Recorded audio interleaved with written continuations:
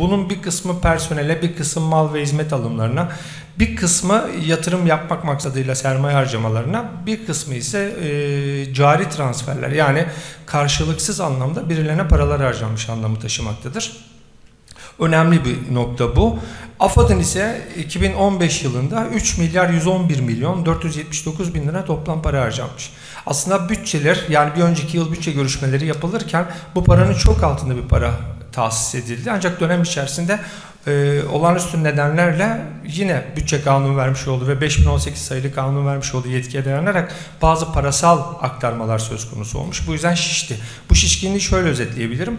2016 yılı için bütçe görüşüldü AFAD'ın. Tekrar onaylandı. 1 milyar 52 milyon 242 bin lira bir para ayrıldı.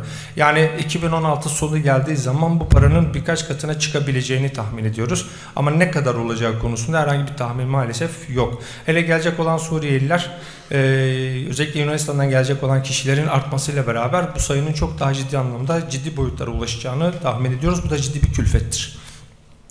Konuyu İzmir'e getirdiğimiz zaman İzmir'de AFAD'dan, yani bu kuruluştan yapılan harcamalar 2014 yılında 2 milyon 496 bin 397 lira. 2015 yılında 8 milyon civarında, 2016 yılında işte 3 milyon 820 bin lira bir para harcanmış. Bu para ciddi bir para. Bunu Türkiye geneline teşmil ederseniz aşağı yukarı 81 ile değil de daha küçük bir sayıyla biraz çarptığım zaman konu çok daha ciddi bir boyutlara ulaşacaktır. İzmir'de yine AFAD'la alakalı, özellikle sosyal güvenlikle alakalı bir işlem var. Çünkü yerleşik oldukları yerlerde baktıkları ya da yaptıkları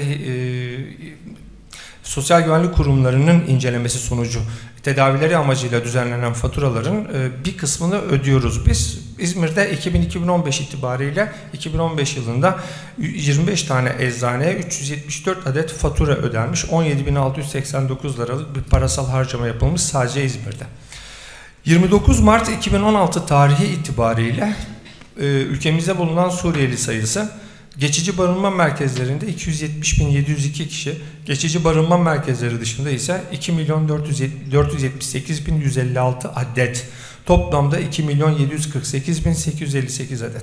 Bu sayı çok ciddi bir sayı aslına bakarsanız. Türkiye'de birçok kentin nüfusundan bile çok daha fazla bir sayıya ulaşıyor.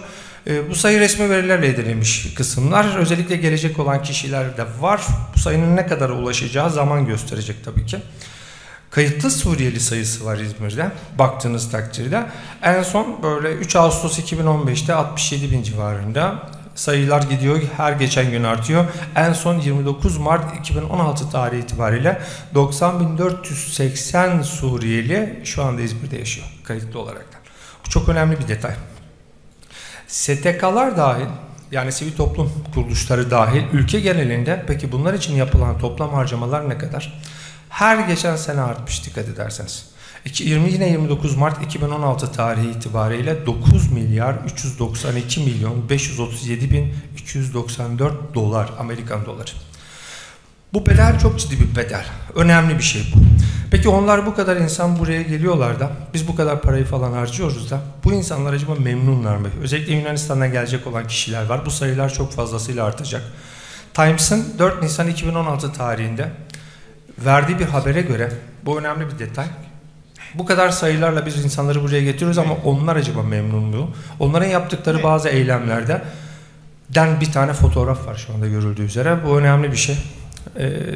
Protesto ediliyor. Buraya gelmek istemiyor insanlar. Hatta yine Times'ın vermiş olduğu habere göre, 4 Nisan tarihindeki haberine göre, eğer beni tekrar oraya gönderirseniz beni ve kendimi denize atarım, ailemi de denize atarım diyor. Hatta çok çarpıcı bir cümle, cehennemden cehenneme gidiyoruz diye bir cümle. Bu feci bir durum bana sorarsanız. Hani insanlar memnun değil. Bu işlem yapılan bu işlemler acaba sayısal bir işlem mi, insani bir işlem mi? Devletler üzerindeki bütçe yükü ne olacak? Bunlar hepsi çok çok önemli sonuçlar doğuracak gibi geliyor. Bekle gör, herhalde öyle olacak. Bu kadar çok Suriyeli bu ülkede var. Dışarıda var, Avrupa'da var, dünyada var. Bize gelecekler, bizden oraya gidecekler. Peki onların karşılaştıkları mali sorunlar neler? İktisadi anlamdaki sorunlar neler? Gittikteki her yerde, her ülkede çok ciddi anlamda bir işsizlik ortaya çıkacak. Bir güvencesizlik ortaya çıkacak ve benzeri sorunlar ortaya çıkacak. Bu benzeri sorunların özellikle sosyal ve iktisadi sorunları çok önemli. Sosyal sorunlar Yani toplumda yaratacağı çok önemli problemler vardır. Bunlar nelerdir diye bakarsanız hırsızlık, af buyurun, fahişelik, kapkaç. Buna benzeri olarak ortaya çıkacak olan işsizliğin sosyal maliyeti problem yaratacak. İktisadi sorunlar var. İktisadi sorunlar nelerdir? Milli gelirde herhangi bir katkı sağlamayacaklar. Devlet bu kadar para harcasa dahi milli geliri değiştirmeyeceği için yine üretimde bir boşluk yaşayacak. Yaptıkları bütün işlemler kayıt dışı olması münasebetiyle yine problemler ortaya çıkacak. Yani üretimde herhangi bir değişiklik yaratmayan bir kitle gelecek bu ülkeye. Bu da işsizliğin iktisadi maliyetidir.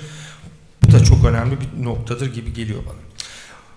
Buraya gelen kişiler, yani Suriyeliler banka hesaplarını kullanamıyor. Birkaç banka haricinde hiç kimse hesap açmıyor. Bunun getirdiği yine sonuçlardan biri, burada gelen herkes, yani Suriyelilerin bir kısmı paralı geliyor, bir kısım parasız geliyor. Paralı gelenler yanlarında nakit, altın vesaire şeyler taşıyorlar. Ama banka hesapları açılamadığı için her türlü servet ve nakit yanlarında taşınıyor. Bu hem ülkenin kaybı, ülkemizin kaybı, gidecekleri ülkelerin kaybı, aynı zamanda bir tehdit oluşturmaktadır. Yani birçok kişi tarafından çok rahat bir şekilde onlara yönelik herhangi bir saldırı yapılabilir. Bu da önemli bir detay. Bankaları açmıyoruz bu insanlara. Mevzuatımız da çok yeterli mi? Yeterli de değil. Buna da bakmak lazım. Gelenler hepsi köylü değil. Hiçbiri, sadece bazı gelenlerin hepsi çiftçi de değil, köylü de değil. Birçoğu çok nitelikli mesleklere sahipler. Bu mesleklerin hiçbirini bu ülkede kullanamıyorlar. Eczacı geliyor, eczacıyla ilgili herhangi bir sıkıntı var.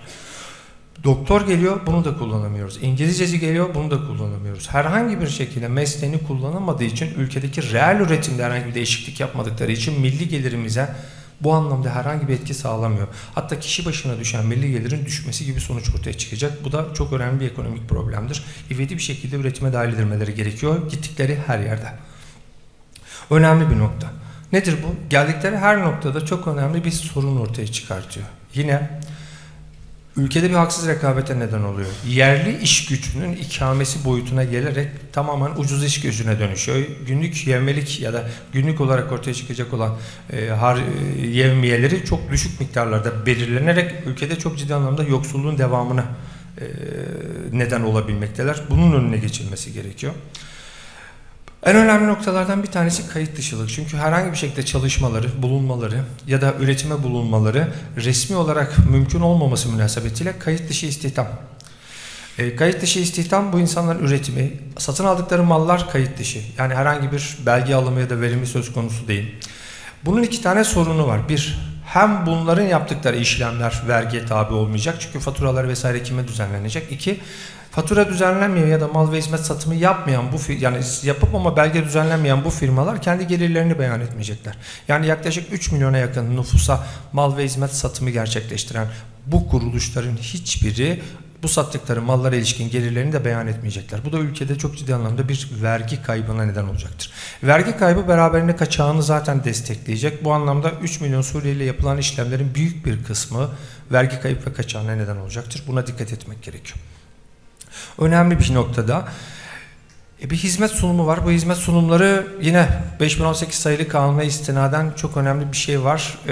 Bütçede ek külfet getirecek. Bunun anlamı, harcanması gereken birçok önemli nokta varken, birçok önemli yer varken o harcama kalemleri bütçenin gitmesi gereken yerlere gitmemesi anlamı taşıyor. Yani çok etkin kullanımı gerçekleşmeyecektir. Birçok ülke ayarında ya da ülke genelinde birçok noktada yapılması gereken harcamaların aksamasına neden olacaktır. Bizim için önemli bir gelişmedir bu. Kayıt dışılık en önemli problemlerden bir tanesidir.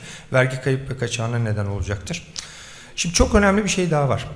Bunlara yapılan, yani bunlar derken af buyurun, gelen mültecilere herhangi bir parasal ödeme yapılıyor. Belli tutarlarda parasal yardımlar yapılıyor. Bu parasal yardımların tamamı, hepsi mali literatürde transfer harcaması sınıflandırmasına dahil oluyor. Transfer harcamasının diğer harcama sınıflarından çok önemli farkı, milli gelirde herhangi bir değişiklik yaratmıyor. Yani herhangi bir şekilde bulundukları noktada verilen paralar ülke üretimine herhangi bir etki sağlamıyor. Yani 100 tane adam 100 tane çay içerken adam sayısı 200'e çıkıyor, 200 kişi aynı 100 tane çay içmeye kalkıyor. Bu fiyatlar gelen seviyenin yükselmesi anlaşılabilir bir dille enflasyona neden olacak demektir. Yani üretim düzeyinde herhangi bir artış meydana gelmeyecektir. Bu yüzden önerim benim, yapılacak olan harcamaları bu anlamda transfer harcamasına, yani karşılıksız, yani üretimi desteklemeyen bu harcamalardan çıkartıp gerçek harcama sınıflandırmasına, yani üretimi destekleyecek sınıflandırmasına dahil olması ülkeler açısından da çok önemli sonuçlar doğuracaktır. Peki finansman nasıl sağlanacak? 17 Aralık 1999 depremini hepimiz hatırlıyoruz. Çok ciddi bir felaketti. Bu felaketi finanse edebilmek için Maliye Bakanlığı 2 tane yeni düzenlemeye baş koydu. Bir tanesi motorlu taşıtlar vergisi getirdi ek. Bir tane de halk arasında deprem vergisi olarak bilinen önceki adı özel işlem vergisi, yeni adı özel iletişim vergisini getirerek yaklaşık 17 yıldır, bir yıl için gelen bu vergi 17 yıldır hala bu harcamaları finanse edebilmek adına devam etmektedir. Bu kadar insan geldiği andan itibaren şu anda beklenen en önemli noktalardan bir tanesi kanunca şahsım adına yeni vergiler. Yeni vergiler ihdas edilemeyecekse de konulan vergi oranlarının çok ciddi anlamda artırılacağı, muafiyet ve istisna sahalarının daralacağı anlamı taşımaktadır. Bu ülke ekonomisinde çok önemli teşvik sayılabilecek bir sürü sahanın maalesef ortadan kalkması demektir. Bu ülke vatandaşları açısından önemli bir sonuçtur. Peki başka para nereden gelecek? Kısa vadeli çözümlerden bir tanesi. Hiç içim almayarak söylüyorum ama Avrupa Birliği'nden gelecek olan parasal yardımlardır. Bu parasal yardımlar sadece işin nakdi boyutunu çözebilecektir. Az önce bahsetmiş olduğum ortaya çıkacak olan çarpan olarak nitelendirilen ekonomide genelle teşmil edebilecek sosyal, mali ve iktisadi sonuçların hiçbirini finanse eden bir para türü değildir bu. Sadece gelen kişilerin günlük işlemlerini, günlük harcamalarını, hayatlarını kısmi olarak idame edebilmesi adına gelecek olan bir parasal tutardır. Önemli bir detaydır bu. Bu nedenle bu parasal kısımla da belli bir dönem içerisinde bu işlem çözülebilecek ama geleceği nasıl çözülür bu konuda açıkçası kaygılarım bulunmaktadır. Önemli bir detaydı bu.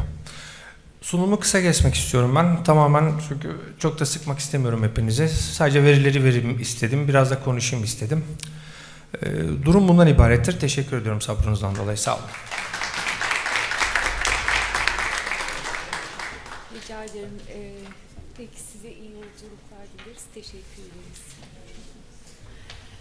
Evet, sevgili meslektaşım uçağa yetişmesi gerektiği için ayrılmak zorunda. Kendisine plaketinizi almadan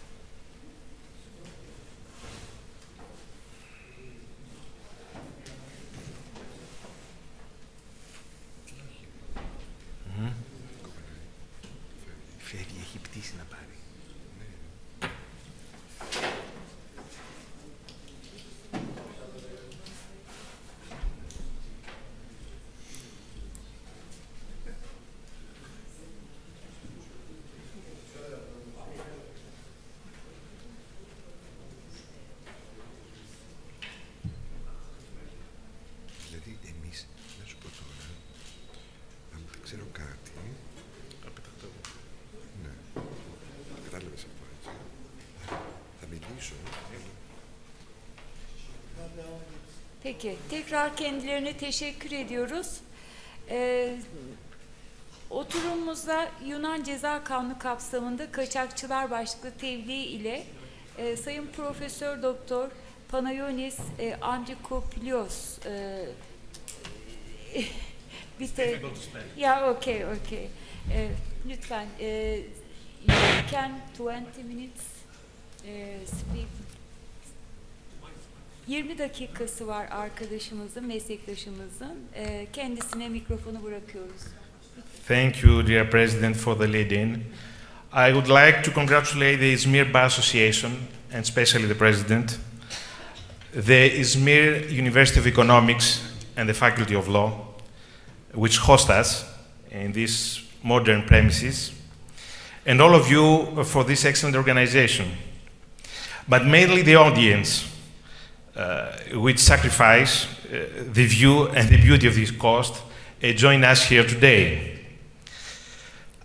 I have to admit that I have right now the problem, because I have a bad habit. I have a bad habit when I'm on a panel not to pay attention what the others say, but to prepare my own speech in order to not make any fault. But today, because of the quality and the eloquence of the speakers, I'm in difficulty. So, I will try to give you some aspects of the Greek criminal law and the reaction of the Greek criminal law to human smugglers.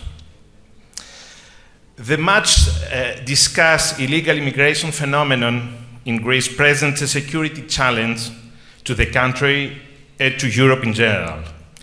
And this is the aspect the most discussed in the national and global media. However, human trafficking and smuggling is also a major financial industry in its own right, estimated in the billions of euros. The revenues and services that characterize this industry are both legal and illegal, and astonishingly enough, are generated from activities performed all the way from Brussels to Bangladesh. Indeed, it is the broad convergence of organized crime, the grey economy, politics, white-collar activities that truly characterize this trafficking,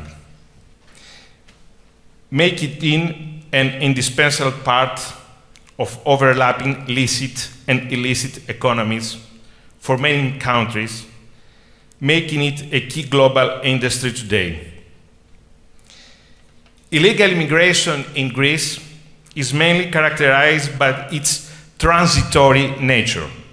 Greece is the central axis in the Anatolian geopolitical corridor, collecting and distributing Asian, Middle Eastern, and African immigrants masses into the EU, through primarily Italy, but also the Balkans. The process, which has been developing over the past 25 years, and in particular over the last decade, is also marked by a distinct and heavy presence of transnational smuggling networks, which are more or less interwoven with the criminal structures that deal in narcotics, arms, counterfeit products between East and the West. So, is under the Article 30 of the new immigration code voted in the year 2014 that we are going to overview all the sanctions. So what does the article says? I read the first paragraph. Masters or ship captains or other watercrafts or airplane pilots and drivers of any other means of transport that transfer to Greece from abroad third country nationals who have no legal right entering in Greek territory or to whom entering a Greek territory is forbidden for any reason. Also persons who receive all the above people from the entry points, meaning the external or internal borders, in order to promote them inside the country or territory state of the European Union, or a third country, or facilitate their transfer or obtain accommodation for their concealment, are punished with the following sanctions. We have 4 categories of different sanctions. So first subparagraph, with imprisonment of up to 10 years and a fine of 10,000 to 30,000 euros for each transferred person. And I have to note this, for each transferred person. Second subparagraph, with imprisonment of at least 10 years and a fine of 30,000 to 60,000 euros for each transferred person. if the offender acts out of speculation, by profession or habit, or is a recidivist, or civil servant, or tourist, marine, or travel agent, or if two of most acting jointly. So it's too easy to your case to be the second case. C, with imprisonment of at least 15 years and a fine of 2,000 euros for each transferred person if can arise from the transaction danger for life. The last category, with life imprisonment and a fine of 700,000 euros for each transferred person if the death occurred in case of the above situation, C, the C situation. I continue this article. Masters or ship's captains or other watercrafts or plane pilots and drivers of any other means of transport shall not accept for transfer of persons who are equipped with the necessary travel documents or have not undergone the normal police control. Violators are punished according to the provisions of paragraph 1, the paragraph I have already reviewed. The above offense shall be considered in case of sea and air transport, where the person boarded illegally, located with those at the start of control by competent state bodies, before departure or takeoff, or after the departure of the ship or takeoff of a plane, in order not for other means of transport if the person who runs illegally inside them during the final output control or near the border. The penalties referred to the subparagraph 3 that I have already written is applied in such a case. Air or shipping companies, as well any other physical person or any other legal body, perform any type of public transport of persons, shall not accept for transfer and take all steps to prevent the transfer from abroad to Greece for people that are not equipped with a valid visa of entry, will hold passports or other travel documents with signs of forgery.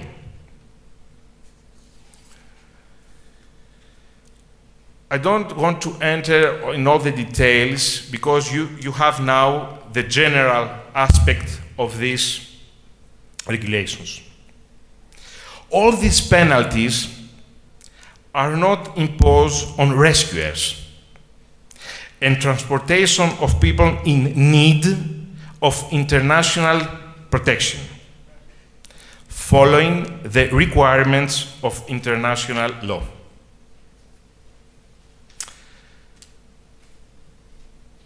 Property that is product of criminal activity of this article, or obtained in any way from such criminal activity product or property, used in whole or in part, or intended to be used for the execution of this criminal activity, is seized and may be confiscated by the judgment. As you can notice, this Article 30 contains the most severe legislation in the Greek criminal system, which probably violates many principles as proportionality. Proportionality according to the rules of the Constitution. Dear colleagues and friends, the maximum sentence in the Greek criminal system that someone can stay in prison is 24 years. and he can be released under conditions after 16 years. Closing my intervention, I would like to state that we must not have the illusion that major social problems, and especially trans-border problems, can be resolved with such an extremely severe legislation. Thank you for your attention.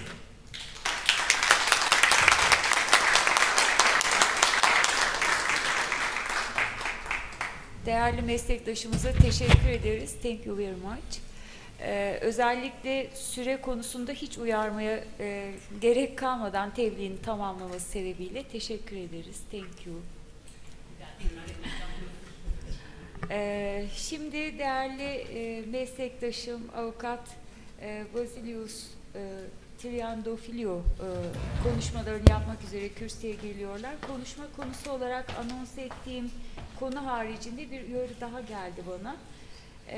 Konuşma başlığı göçmenliğe şüpheci yaklaşanlar neden aynı zamanda kamuoyu ile de mücadele ediyor? Gelen uyarıda public opinion and immigration tarzında. Immigration, ben İngilizce değil benim yabancı dilim, Almancadır. Bu yüzden liseden kalma İngilizceyle yetmeye çalışıyorum. Bu sıkıntılar tabii ki ondan kaynaklanıyor. Buyurun efendim. Allow me to thank Professor Panagiotis Andrikopoulos for his excellent lead-in. And I would like to take the opportunity to say that here today in Izmir, we have not only the knowledge, but to boost up the potentials of this, I can say, the public opinion and the conflict between the immigration law and the skeptics. So, Excellencies, distinguished delegates, ladies and gentlemen, Yonoran, President of Izmir Bar Association, dear colleagues, it gives me great pleasure to be here today in this very special day with you and to say how grateful we are to Izmir Bar Law Association that we have invited us to convene this symposium on migration and asylum in Izmir, Turkey. We know the main purpose of this symposium is to exchange ideas, and participating in this exchange will be, on the one hand, senior governmental officials, and on the other, experts of high repute. This result, it is hoped, will be to the benefit of those represented here, which are involved in immigration and asylum law. Given how central the immigration issue has been in Western Europe, many have turned to the immigration-related factors in trying to explain their emergence and electoral mobilization. A great majority of you will know an excellent colleague, the President of Izmir Bar Association, Mr. Aydin Özcan, the leader of this symposium. Mr. Aydin Özcan, whom I consider to be an expert in his field, I have to thank him for having organized this special event here today in Izmir, Turkey, in this very beautiful country. But let me return to the work of this symposium. Personally, I feel one absorbs information best when the surroundings are congenial.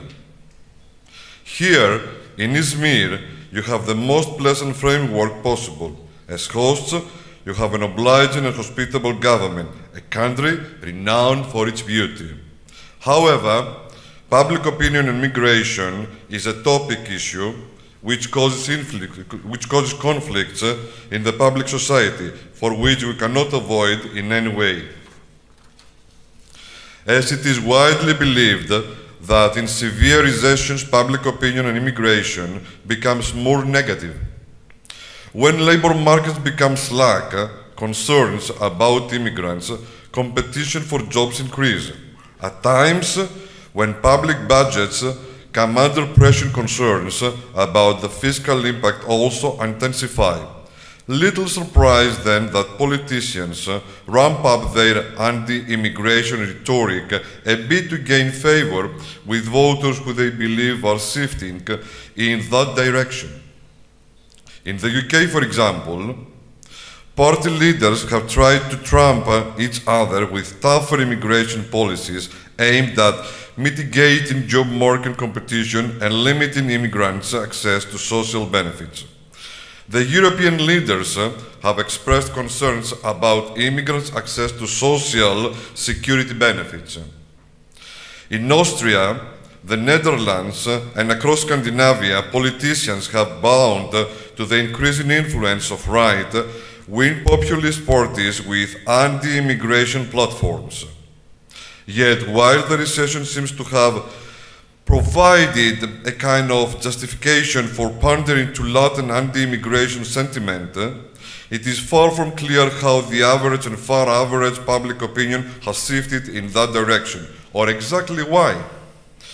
Recent investigations regarding attitudes towards immigrants and immigration before and after the global financial crisis using the 6 waves of the European Social Survey.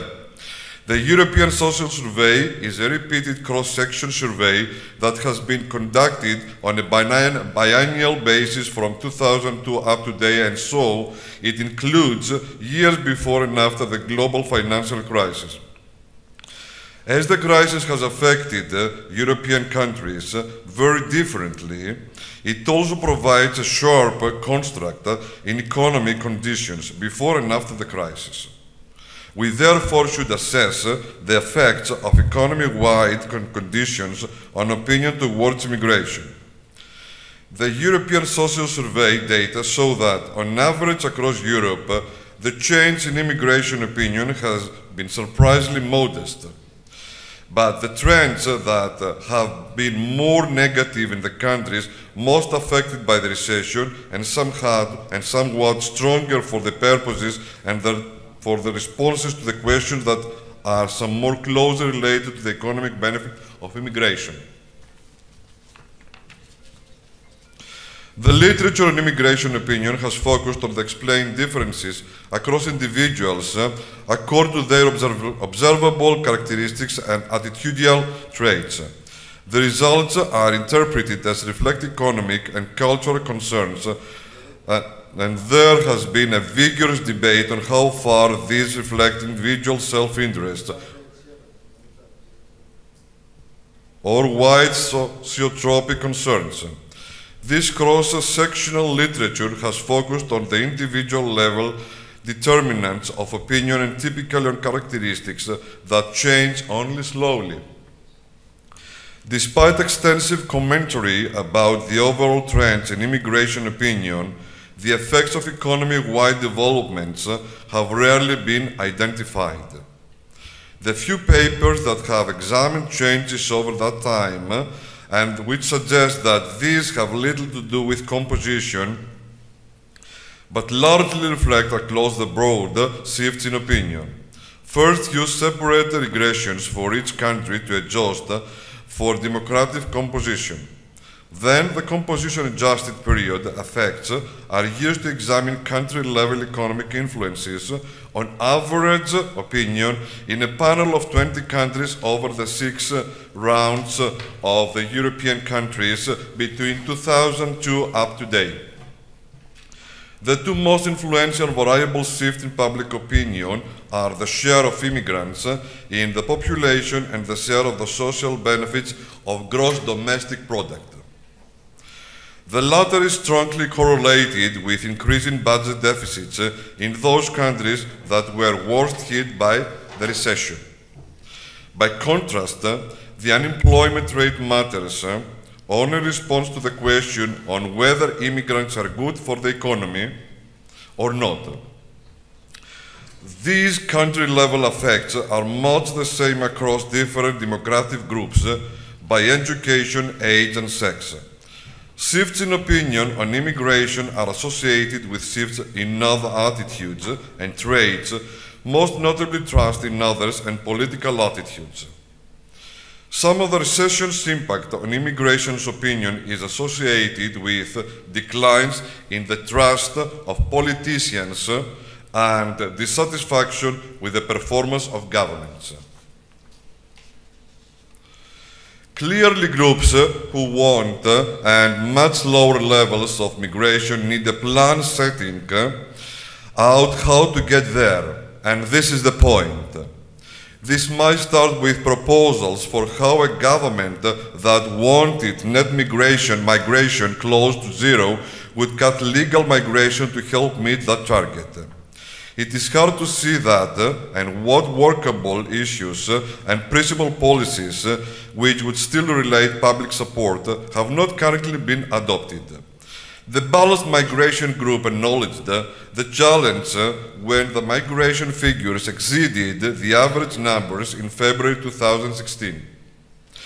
More figures exceeded than average and now than double the target of tens of thousands. Their full statement read, these new figures illustrate the difficulty of getting immigration down as the European public most certainly want. They also confirm the need for a target as a focus for government policy. Without the target, net migration today would have been much higher.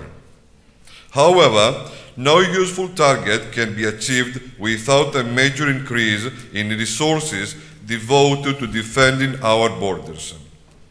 Resources to defend the borders could deal with illegal migration. It is difficult, however, to see how this would help to reduce legal migration by 200,000 a year. This highlights an unusual feature of the immigration debate. If there was a balanced budget group of parliamentarians, the first thing they would expect to be asked for would be the plans to achieve their goal, the spending cuts, the tax rises and other policies. There is no good reason why a balanced migration group should face different treatment. A useful normalization of the immigration debate would be for advocates of significant cuts to immigrate and to immigration numbers to routinely be asked how and how, so that policymakers, politicians, and public could.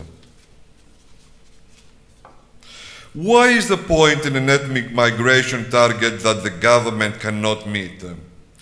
The modest appeal was for a future government to retain a net migration target of some kind to provide the focus for policy, while accepting that it may be that the target will have to be refined and relate to just those parts that the government can control, non-EU, for example. That would look like a more sensible way for the government to make promises it can keep. Experience may be turning migration public opinion into reality. That might require them not only to talk about cutting immigration, but also to join the debate about how we can manage migration to make it work. It isn't racist to talk about immigration, as long as we talk, and as long as you talk about it without being racist. Should it really be so much more complicated than that? The relationship between race and immigration has always been a fraught one. We have started to separate debates about immigration from race relations in European society, but that process remains incomplete. There have long been two competing claims about what the central problem is when it comes to race and immigration. For some, is it the problem, or the problem is that of not being able to talk openly about immigration without being called racist. For others, it is the problem posed by those seeking to use the immigration debate as a vehicle for prejudice, so that we risk letting racism back in through the back door. Each of those fears can mobilize its own distinct constituency at opposing poles of the debate. Yet more people do see more validity in its concern, and this is true. Many think that politicians were too slow to respond to public concerns about the impact of immigration. but they are also pleased that our social norms against racism are considerably stronger than they were 30 or 40 years ago. While it is important to acknowledge that racism certainly still exists in our society, in the Europe of 2016, it should nevertheless be increasingly possible to achieve what most people want, an open and honest debate about immigration which keep racism and prejudice out. Doing so depends on securing a broad consensus on the following common sense points. Firstly, the most public concern about immigration isn't racist, but that some of it is. And that it is important to isolate and marginalize those whose motive is to bring toxic and prejudiced views into the debate. Secondly, that engaging constructively with legitimate concerns about immigration is an essential foundation for protecting our majority social norms against racism. Thirdly, that the way we talk about and manage immigration in the Europe of 2016 should now make sense to Europeans of every color and creed. If we can do that, we can secure a valuable prize. Being able to effectively separate immigration and race is important not only in order to debate immigration more considerably and confidently, but also to ensure that we continue to talk about racism and prejudice, discrimination and opportunity in our diverse society. Thank you very much for your attention.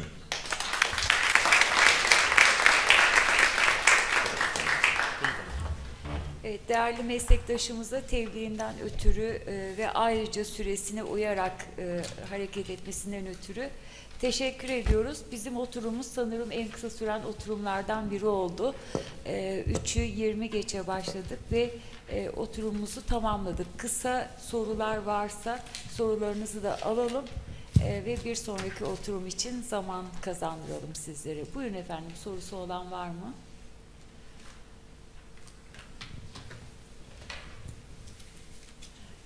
Peki, buyurun. Lütfen soru olarak alacağız. Hani yorumlarımız, değerlendirmelerimiz olabilir. Onları konuşmayalım lütfen.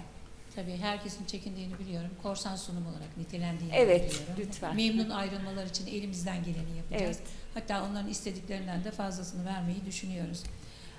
Son konuşmacımız 2002'den bu yana araştırma yapıldığını ve göçlerin sebeplerinin neler olduğunu araştırıldığını söylemişti. 2002'den 2016'ya kadar 14 senede göçlerin gerçek sebebi neymiş? Göç sebeplerinde Avrupa Birliği'nin göç sebepleri yaratılmasındaki katkısı var mıdır, nelerdir?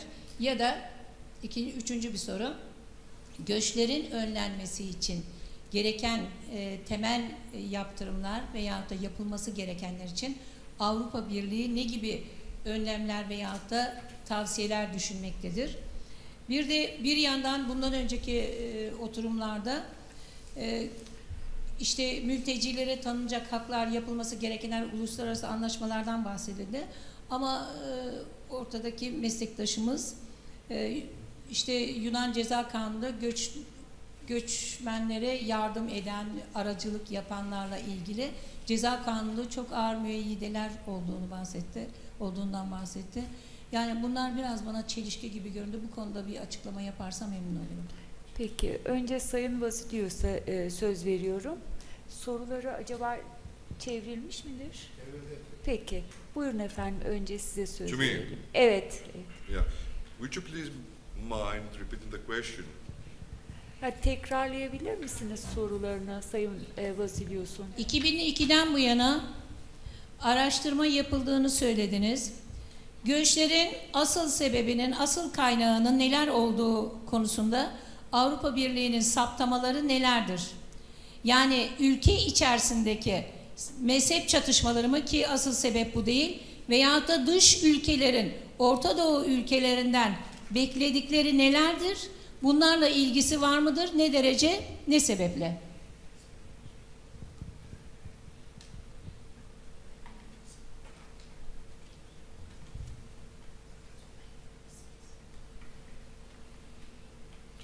Actually, migration policy in European Union,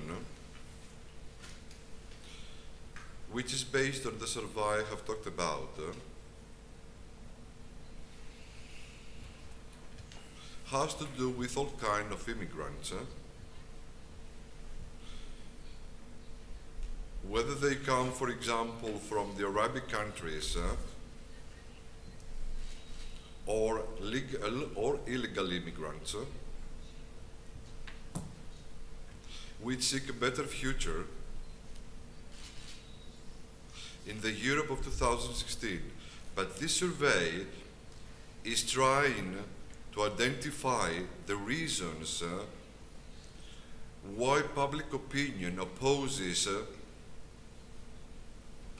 for which some of the public opinion people are racist and opposed to immigrants, why they should not belong, why we do not want them to belong in our society.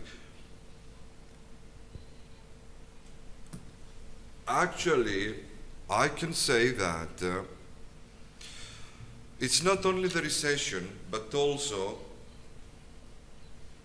lots of problems which have been caused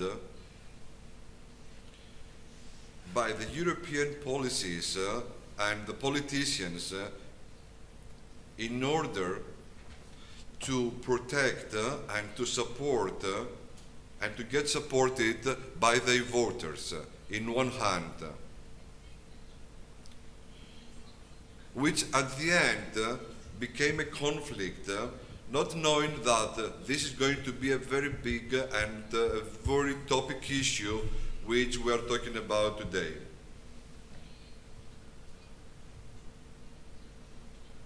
Büyük Orta Doğu Projesi'nin bu konudaki etkisi nedir? Haritada devamlı görüyoruz. CNN'de de yayınlandı. Son CNN'de yayınlanan da Büyük Orta Doğu'da yoktu. Tamamen yoktu. What is the role of the European Union? Büyük Orta Doğu Projesi.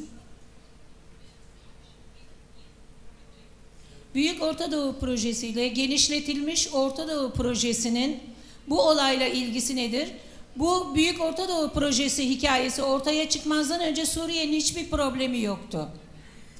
Şu anda CNN'de yayınlanan bir haritada da Türkiye'de Orta Doğu Projesi de yok ama Türkiye'de yoktu. Bunu nasıl açıklıyorsunuz?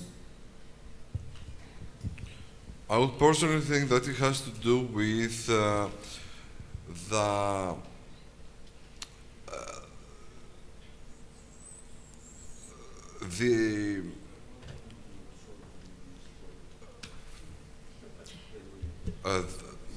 the way, I mean, the project should be implemented in the European Union, which has to do with, I mean, the allocation of immigrants and the way they have to be treated by the social opinion. According to my opinion, of course, and to the surveys.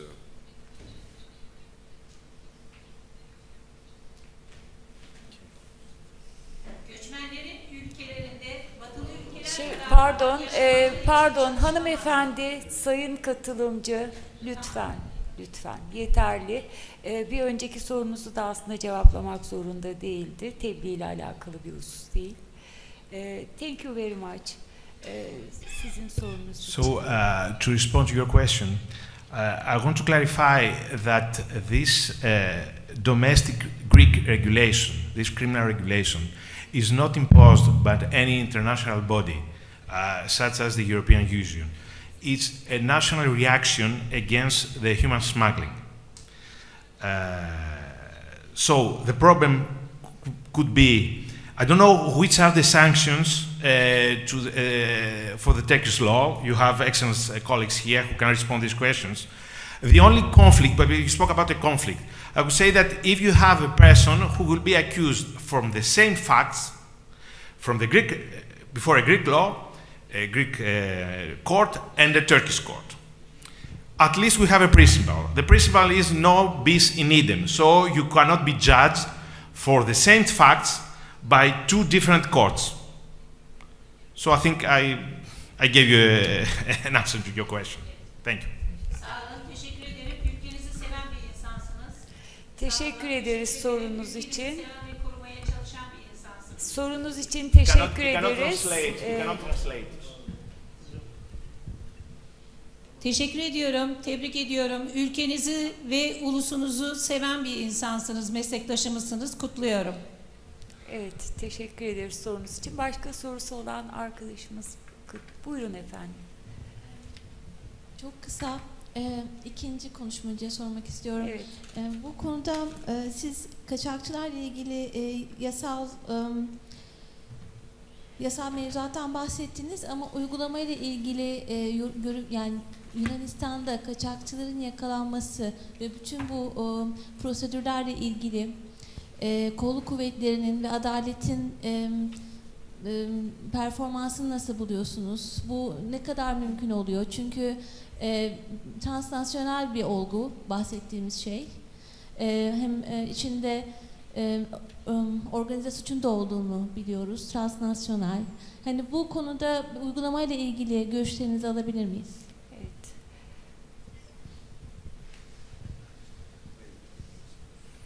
Thank you for your question. It's an interesting question about the implementation of this criminal law. If the smugglers are captured, for example, by the Coast Guard, they will be, in a period of 1 day at least, will be brought before the prosecutor.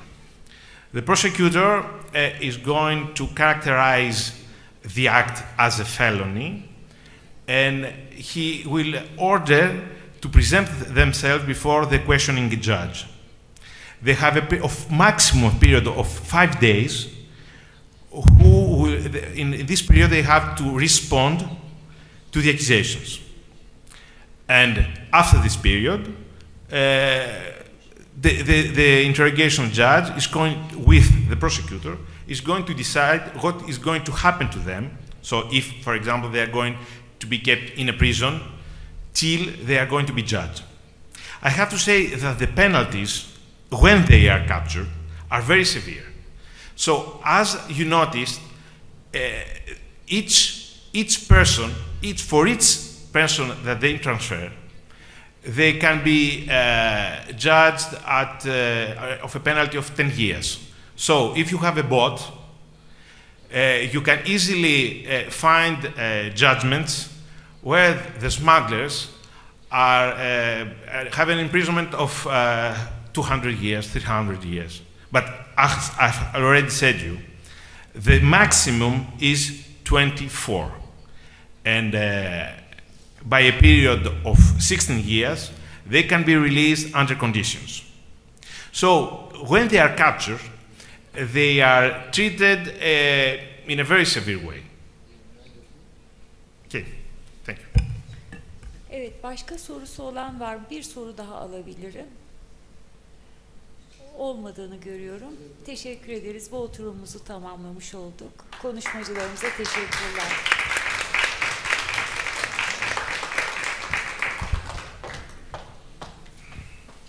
Tüm konuşmacılarımıza ve Sayın Oturum Başkanımıza çok teşekkür ediyoruz. Ve plaketlerini sunmak üzere İzmir Barosu Başkanımız Sayın Aydın Özcan'ı tekrar davet ediyoruz kürsüye.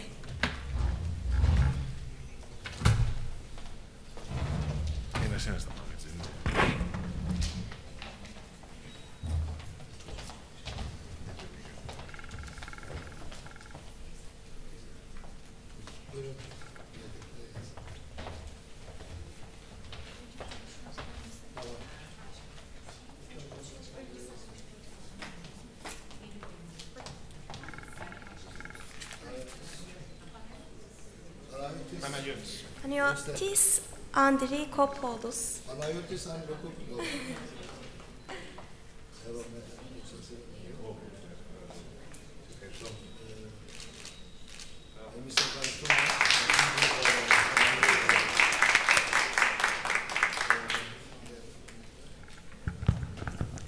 Av.Vasileios Trıantafyllou.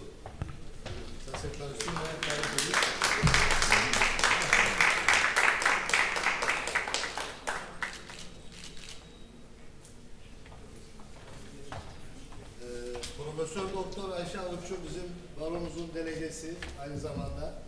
Barolar Birliği'nde. Çok teşekkür ederim.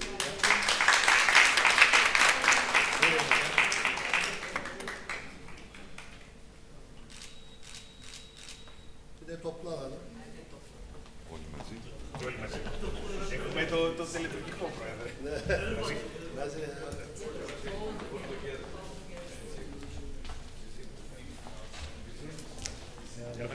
Ναι, ναι, ναι.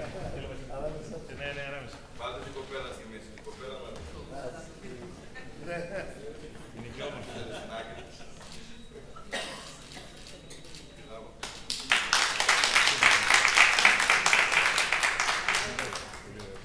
Sonra 20 dakika kahve olmuş yapalım. Tercüman geliyor.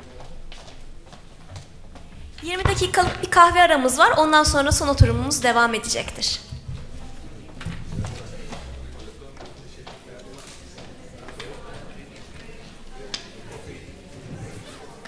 Ses. Şu an geliyor değil mi? Ses. Bir saniye. Bu şu an sahnenin sesi. Sahneyi duymayacaksınız. Buradaki bayanı duyacaksınız. Şimdi onu ayarlayacağım ben şimdi size. Ses. 1, 2, 3, 4, 5. 1, 2, 3, 4, 5. 1, 2, 3, 4, 5. 1, 2, 3, 4, 5. Şimdi sahneyi kapattım. Telsizler kalsın. Onları duyabilirsiniz. Ses.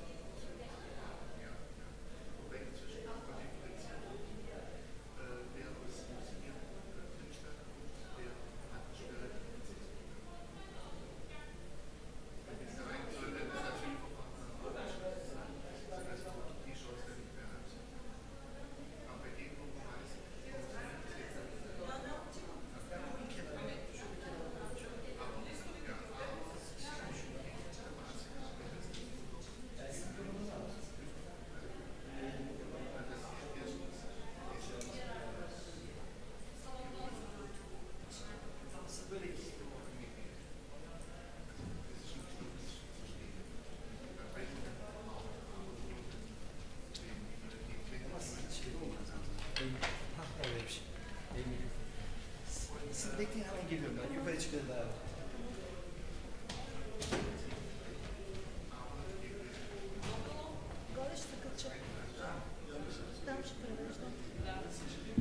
Say.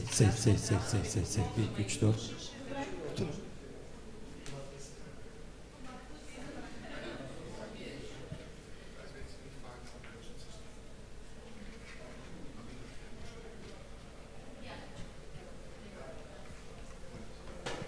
Say.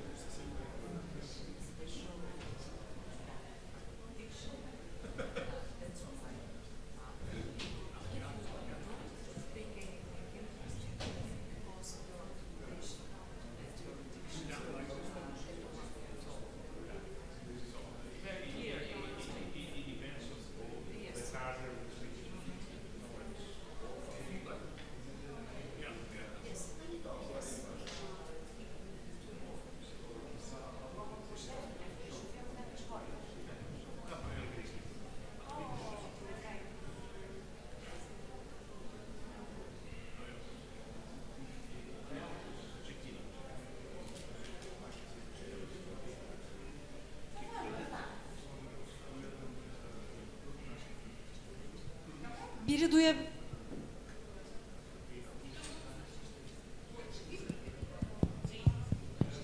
Açık. Biri duyabiliyorum.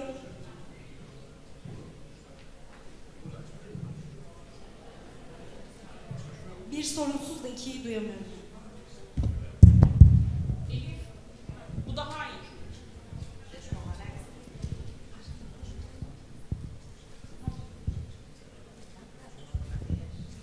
Şu an 2'deyim.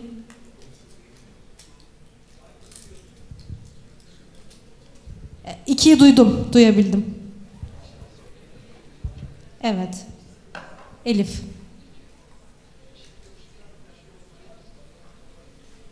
Tamam. Duyuyorum. Hocam konukları da iletelim mi? Kulak. Masada yok herhalde. Tamam. Birdeyim şimdi, duyuyorum. Evet, ikisi de rahat.